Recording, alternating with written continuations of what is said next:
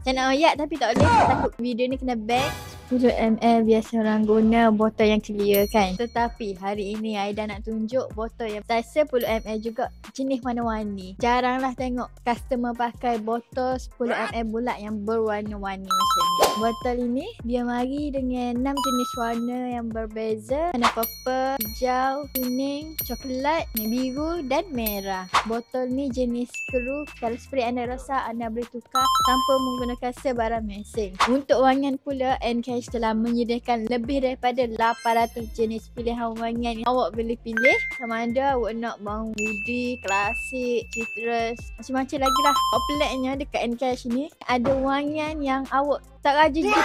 Saya nak royak tapi tak boleh. Saya takut video ni kena ban. Tapi kalau awak nak tahu wangian gapok pelik tak, marilah ke NKH. Untuk botol 10 ml bulat ni boleh buat stiker jenama sendiri. Minimum order 150 botol sahaja. Anda boleh pilih sama ada stiker transparent, PVDF, matte, macam lagi NKH ada stiker. Tetapi botol ni kalau Aida suggestkan stiker transparent lah. Sebab botolnya berwarna-warni dah. Kalau stiker matte ni nampak macam udah sikit lah. Kalau pakai stiker transparent ni lagi nampak mahal. Lagi nampak royak macam tak berbala lah awak jual 10 ya tapi dapat dengan comel eksklusif. Kalau tak ada design lagi tak apa. NKH telah menyediakan 3 orang designer untuk design stiker awak semua. Kalau stiker tu awak nak buat design pelik-pelik pun boleh. Tapi waktu kita ada cara sikit kalau design pelik-pelik. Jangan buat keputusan lama-lama lah. Kalau nampak video ni beli lalu. Tak tahu bila akan tamat. Tiba-tiba awak order time tu tamat dah. Rugi kan. Kalau awak nak tahu lebih detail, awak boleh datang ke NKH Coffee Maker sekarang. Awak jauh tu jangan risau.